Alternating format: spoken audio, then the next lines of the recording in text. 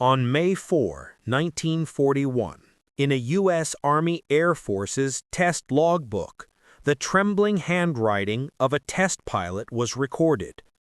When the airspeed needle hit 320 miles per hour, the entire Lightning shook violently. I pulled the control stick, but it was useless. The aircraft plunged like a bullet, its nose pointed straight at the ground. I had only enough time to pray before blacking out under the crushing G-forces.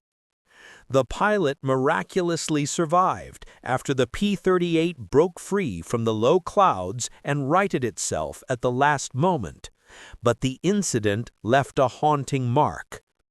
For the first time, the USAAF realized that the brand-new twin-boom P-38 Lightning, its latest pride, carried a deadly secret. The problem wasn't in its engines or airframe, but in a new aerodynamic phenomenon, compressibility, the compression of airflow at near supersonic speeds.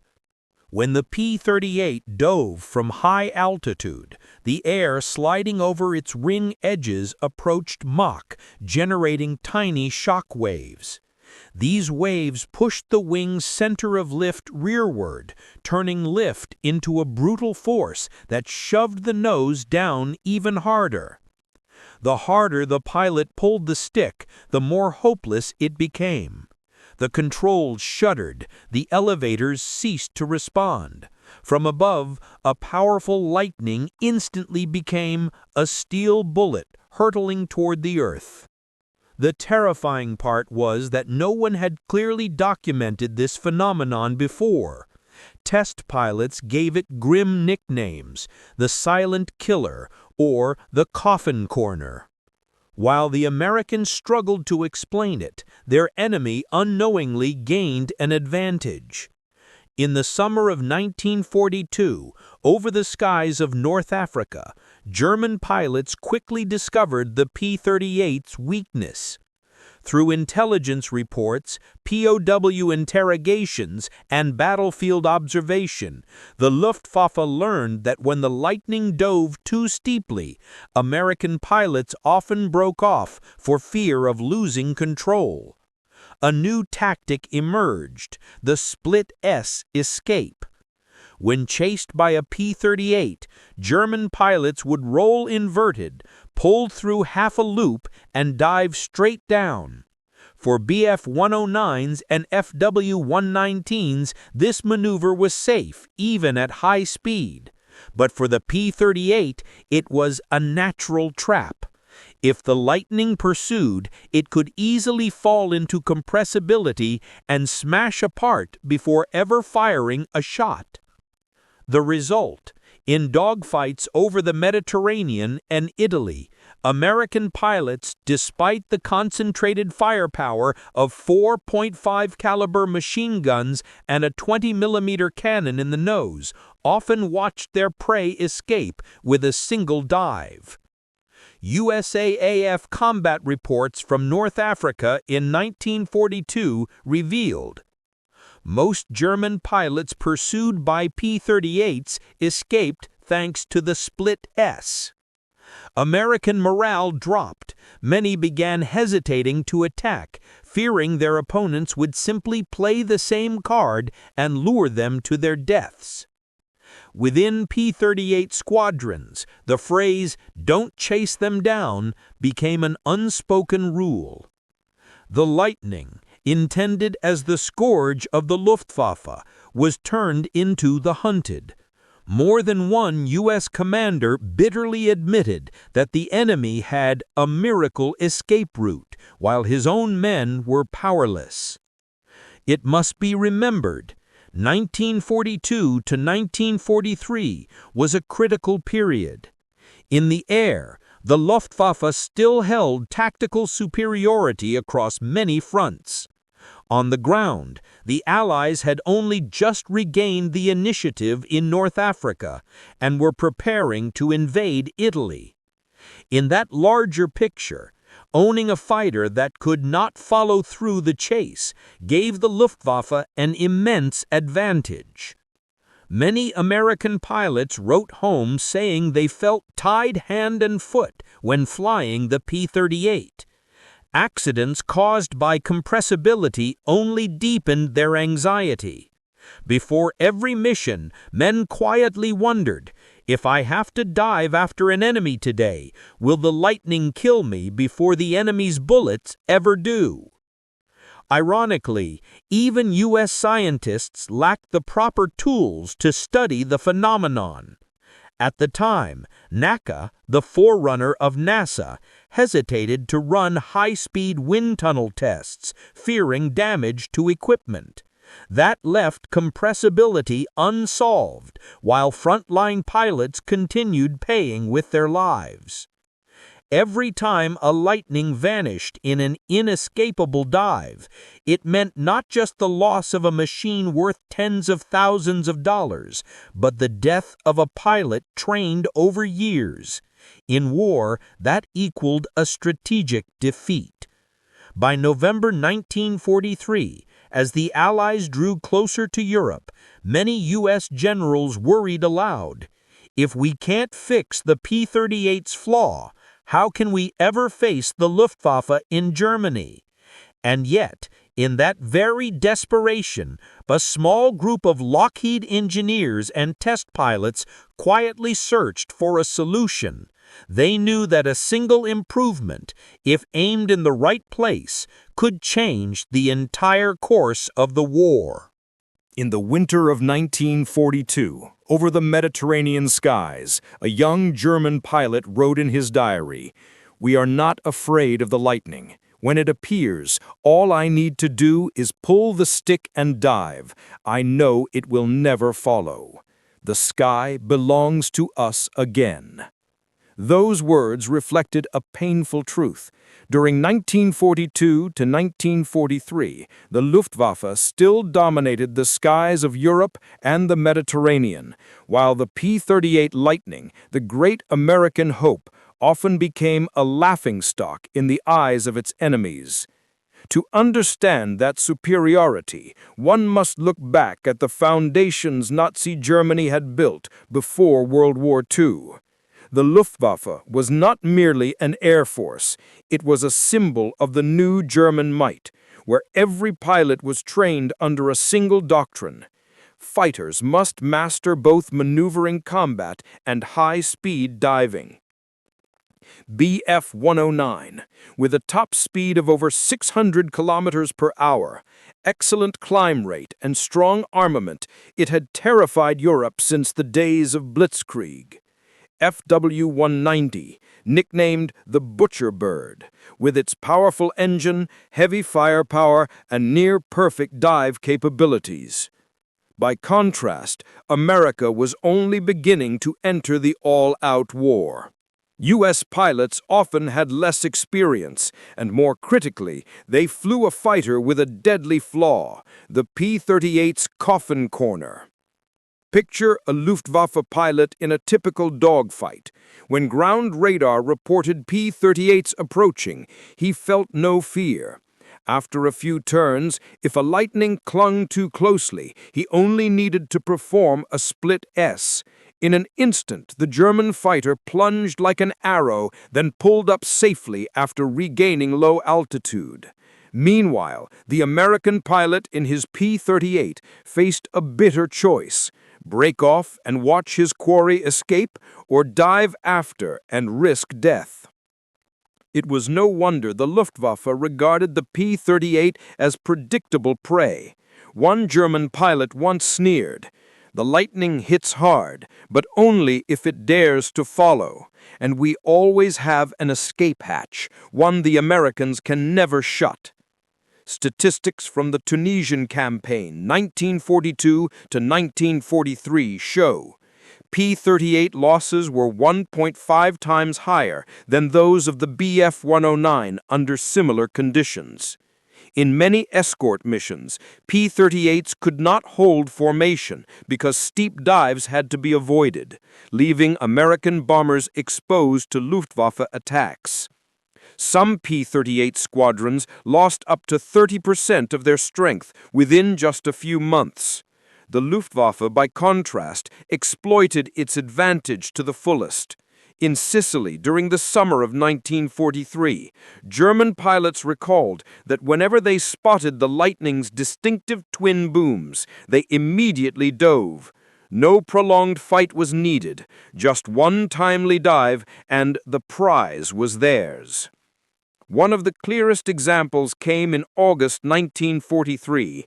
In a battle over Italy, an American P-38 squadron was ordered to escort B-17s deep into enemy territory. The Luftwaffe sent in Bf-109s and Fw-190s to intercept. According to reports, when the Lightnings tried to intervene, within minutes several American aircraft had fallen. Many lost control during pursuit. German pilots later claimed they hardly needed to fire, as the P-38s dove too far and could not recover. That day, the Americans lost nearly 20 Lightnings, while the Luftwaffe lost only a handful of pilots. German propaganda papers instantly trumpeted the news. Lightning, the flash extinguished by the skies of the Reich. While the Luftwaffe maintained tactical superiority, the P-38 remained hobbled by severe limitations. Diving ability. The Fw-190 and Bf-109 could dive steeply while staying controllable. The P-38 could not. Pilot morale. German pilots carried absolute confidence, while American pilots were trained to pull out before it's too late.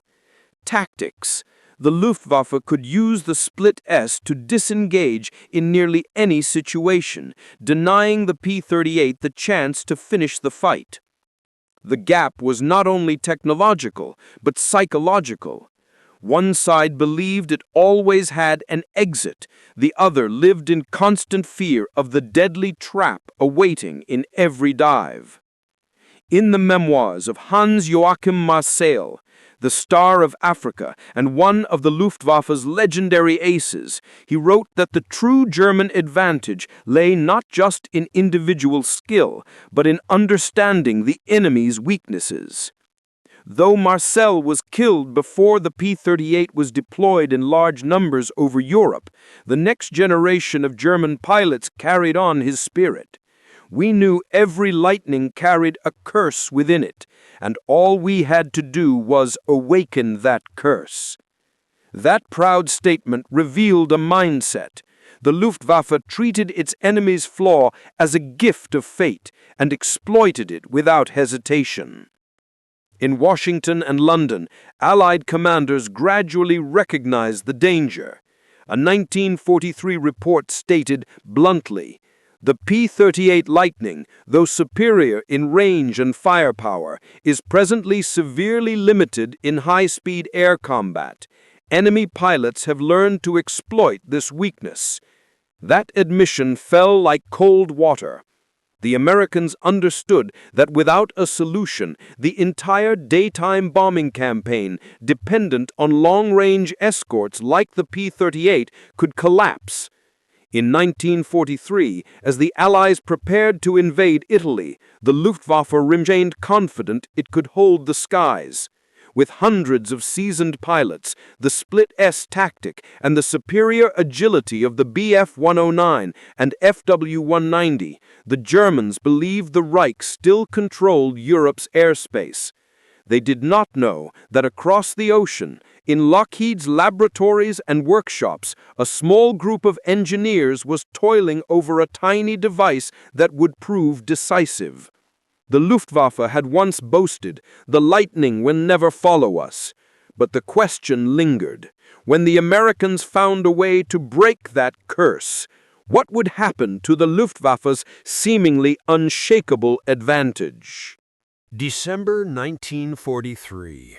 Lockheed's test base in California. A group of engineers and test pilots stood silently along the runway. Before their eyes, the newest P-38 Lightning had just landed after a dive test. Nobody spoke until the pilot opened the canopy, pulled off his flight helmet, and shouted, "It worked! I controlled it in a dive at speeds that would have killed me before." The group erupted in cheers. After 2 years of torment from the specter of compressibility, they had finally found the answer. Not a new propeller, not a more powerful engine, but a pair of tiny flaps mounted beneath the main wings, what they called dive recovery flaps. Before this, dozens of American pilots had perished because of the coffin corner. Each accident left behind a detailed report. Each wreckage was a blood-soaked lesson.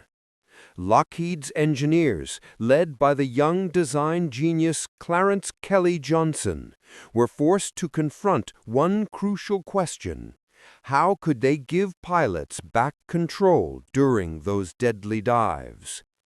Wind tunnel trials and complex aerodynamic calculations all pointed to the same issue. As speed approached Mach, airflow shifted, the center of lift moved aft, and the aircraft's nose was forced downward. Without a complete redesign, there was only one option: find a way to counter that nose-down force. Johnson proposed a bold solution: mount small auxiliary flaps under the main wings, close to the fuselage. When deployed during a dive, they would generate extra lift at the wing's front, pushing the nose upward and restoring control to the pilot. The idea was so simple that many were skeptical at first, but war allowed no time for hesitation. On the first test flight, no one knew what would happen. The pilot took the P-38 high, then plunged into a dangerous dive. The airspeed needle swept past 400 miles per hour, the very threshold where so many had lost their lives. He pulled on the stick, but the lightning still pointed down. Then, at that moment, he lowered the dive recovery flaps. A slight jolt, then the entire airframe shuddered. But this time, the nose began to rise. The lightning pulled out of the dive. The pilot, drenched in sweat, climbed out with eyes blazing. The impossible had become reality. The engineers and the U.S. Army alike knew they had just witnessed history. From that moment on, the P-38 would no longer be shackled by the coffin corner. The arrival of dive recovery flaps immediately changed everything. The P-38 could dive steeply and still recover, something once thought impossible. The Luftwaffe's split-S escape tactic lost its edge. American pilots could now follow all the way down. Pilot morale transformed. Instead of fearing every pursuit dive, they believed the lightning would now protect them. One U.S. officer later recalled, "Just seeing those little flaps beneath the wings told pilots they weren't alone anymore. They were like a lucky charm, turning the lightning into a true weapon." Spring 1944. Over Italy. A squadron of P-38s clashed with Bf-109s. As usual, the Germans tried to escape with a split S. But this time, the Americans didn't stop. They dove after, deployed their dive flaps, and held firm. When a German pilot realized the lightning was still glued to his tail, he cried out over the radio in shock, "The lightning! It's still following! This cannot be real!" Seconds later, .50 caliber fire tore through the Bf-109's fuselage. The shock spread quickly. The Luftwaffe's once reliable life-saving tactic had been broken. For the Americans, the relief was overwhelming. Pilots who had once held back now dove with new confidence. Dogfights that had so often ended in frustration began turning into victories. For the Germans, unease spread. Reports sent back to Berlin noted that the Lightning had been improved and now could dive as dangerously as we can. Veteran pilots struggled to adapt. Split S had been second nature for years.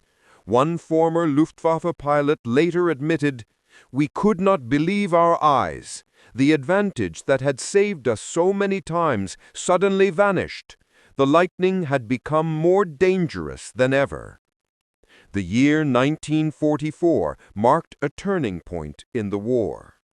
The Allies were preparing for Normandy, and the U.S. Army Air Forces needed every advantage to escort bomber streams deep into Germany. Had the P-38 remained trapped in the coffin corner, that vision would have spelled disaster. But with dive recovery flaps, the picture shifted. From North Africa to Italy, from the skies of France to the heart of Germany, the Lightning could now close in, pursue and finish the enemy even in the steepest, fastest dives. The Luftwaffe, already strained by fuel shortages and the loss of seasoned pilots, now faced an enemy that had erased its most fatal flaw. One American pilot who had lost a close friend to compressibility later wrote in a letter home, "Today when I dropped the dive flaps and pulled out safely, I heard the engines roar as if they were answering me. I felt the Lightning was finally ours, no longer betraying us." It was more than a technical fix. It was a rebirth of spirit for thousands of pilots. In war, that spirit often meant more than weapons alone. Yet the Luftwaffe would not collapse easily. They still had deadly aircraft, veteran pilots, and a stubborn belief that the Reich had not yet lost. As the P-38 began to reverse the balance, the skies over Europe entered their fiercest stage.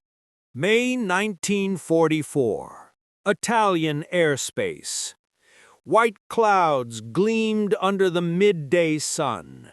The twin Allison engines of a squadron of P-38s thundered like rolling storms beneath their wings.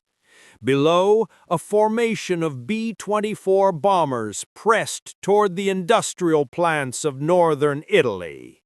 The mission? Protect them at all costs.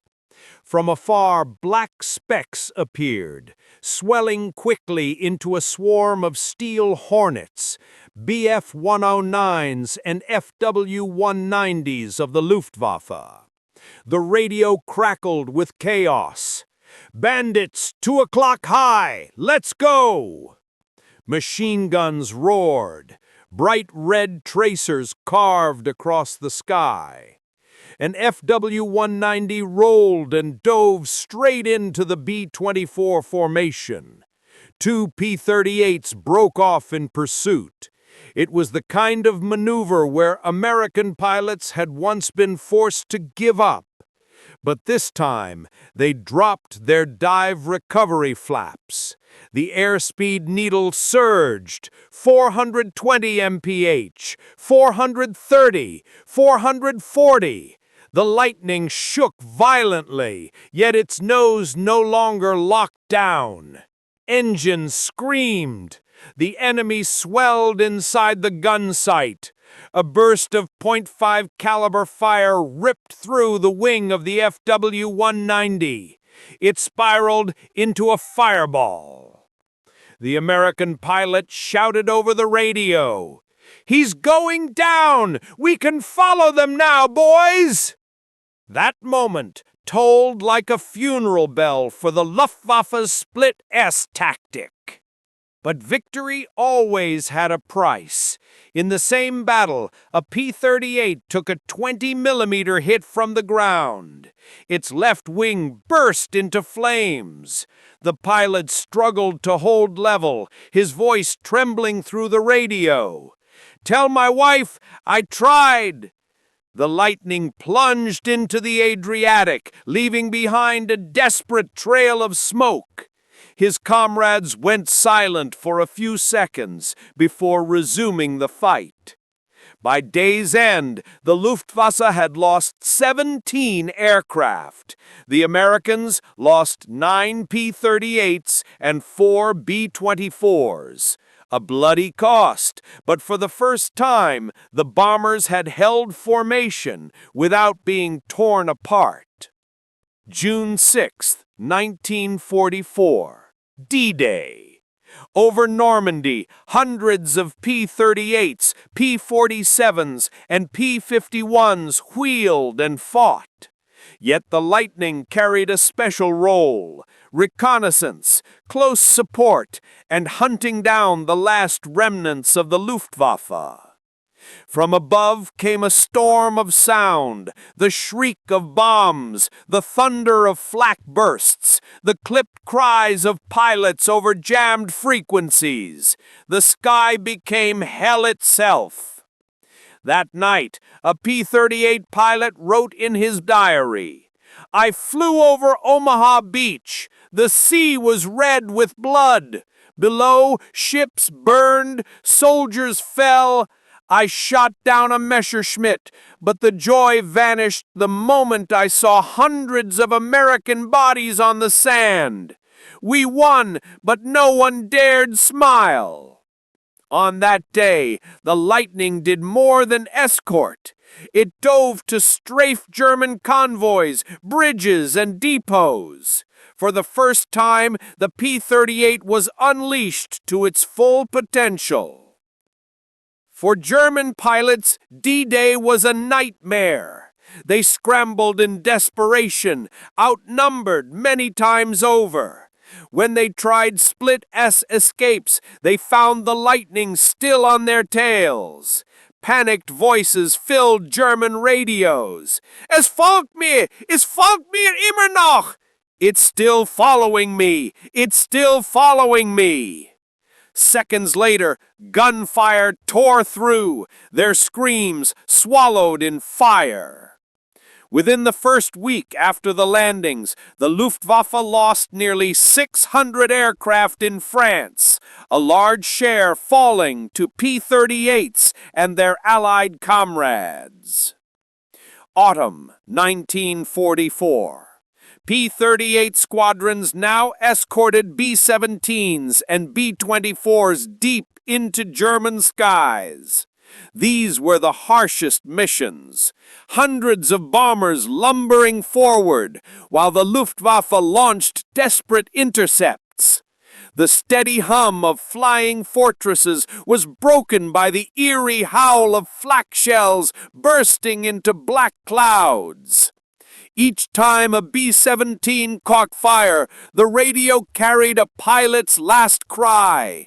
"Number 3 engine gone! We're hit! Oh God, we're burning!" Then silence. In those battles, the P-38 became a shield. Lightnings dove to intercept oncoming Bf-109s, dive flaps deployed, guns blazing until the enemy shattered into fragments. One day in November, the USAAF lost 40 bombers, but the Luftwaffe lost over 100 fighters, a ratio they could not endure. For Americans, each victory was paid in blood. They downed the enemy, but still watched comrades erupt in flames beside them. For German pilots, it was spiritual collapse. The split-S that had once been a miracle escape had turned into a nightmare that drew them straight into their enemy's guns. Yet even as the P-38 proved its rebirth, one question lingered in many commanders' minds. Could the Lightning, transformed though it was, still keep pace with newer rivals like the P-51 Mustang? The war was not over, and the final battles of the sky would be fiercer than anything the P-38 had ever faced. A letter was found in the archives of the U.S. Army Air Forces, written by a P-38 pilot after the war had ended. He wrote, "We did not merely fly over Europe. We flew along the razor's edge of history, between life and death, and sometimes it was a small piece of metal on the wing that decided who lived and who never returned. That small piece of metal, the dive recovery flaps, became the symbol of how a seemingly minor detail could shift the balance of an entire war. Before 1943, the P-38 Lightning was dismissed as a lumbering giant, easy prey for the seasoned German pilots. The Luftwaffe's split S was a nightmare, a door of death that America could not overcome. But in just a few months, thanks to the ingenuity of nameless engineers in California and the courage of test pilots who stared death in the face over the Nevada desert, everything changed. With the dive recovery flaps, the Lightning regained not only its honor, but also instilled a vital truth. No disadvantage is permanent, and in an industrial war, survival belongs to those who adapt faster. From above, that tiny change was just one piece of the vast puzzle of World War II. After 1944, the skies of Europe no longer belonged to the Luftwaffe. Instead, the US and its allies became the masters of the air. Thousands of bombers could now strike Berlin in daylight, something that in 1942 would have been suicidal. This change did not come from courage alone. German pilots were never short of bravery. What tipped the balance was America's industrial machine, endlessly improving, from the P-38 to the P-47, then to the P-51. The dive recovery flaps were only one example, but they reflected a philosophy: never stop learning, never stop fixing, never stop advancing. In contrast, the Luftwaffe, once the undisputed ruler of the skies, was ground down by an industrial contest it could not win. The Me-262 jet fighters came too late, while German veteran pilots fell one by one over ruined fields and burning cities. Through the pages of American pilots' memoirs runs a single truth: nothing is immutable. The Lightning, once mocked, became celebrated. The split S, once a miracle escape, turned into a death trap. Just as in the wider war, Japan once ruled the Pacific, Germany once stood at the gates of Moscow, until the tide shifted when their enemies adapted faster. The lesson reaches beyond war. It is a law of history. Those who stand still will be left behind. Those who dare to change will carve a new path. But one must not speak of technology without remembering the price in blood. Each time the dive flaps pulled a P-38 out of a dive, a pilot lived to see another day. Yet thousands of others were not so fortunate.